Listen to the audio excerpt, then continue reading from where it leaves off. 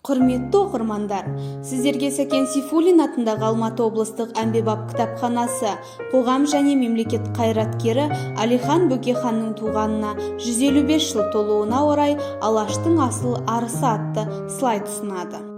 Әлихан Нұрмұхаметұлы Бөкейханов 19 ғасырдың соңы мен 20 ғасырдың басындағы қазақ зиялыларының, қоғам және мемлекет қайраткерлері қатарындағы аса ерекше тұлға. Ұлт-азаттық және алаш қозғалысының жетекшісі, Алашорда автономиялы үкіметінің төрағасы, публицист, ғалым, аудармашы.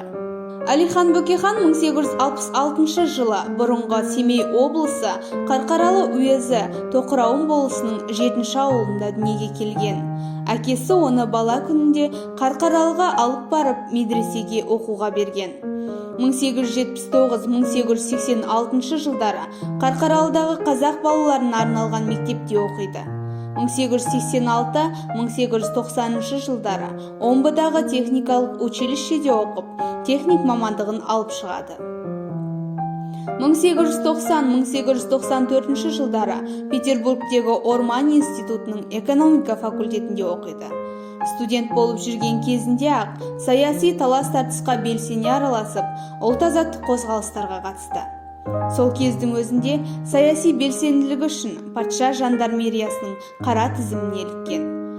Оның отандық ғылымды дамытуға қосқан үлесі де орасан. Әлихан Бөкейхан артында бай мұра қалдырды. Оның 1000-нан астам мақалалары, очерктері мен жазбалары, Қазақстан тарихы, антропология, егіншілік, мал шаруашылығы, әдебиет және басқа да білім салалары бойынша іргелі ғылыми еңбектері бар.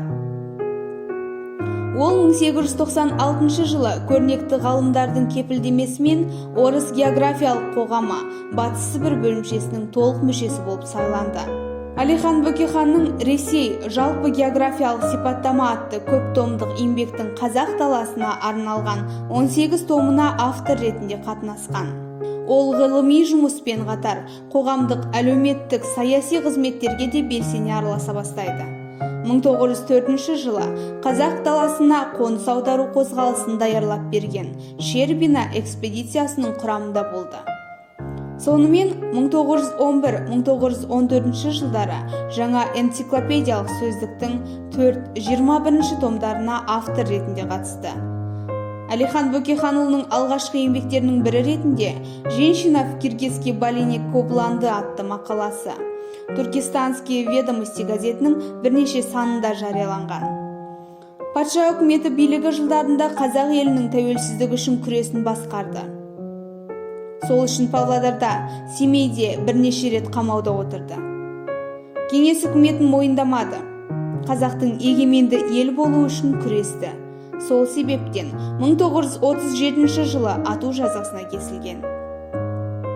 Әлихан Бөкейхан өзінің саналы өмірін қазақ халқының бостандығы мен саяси дербестігі үшін күреске арнады.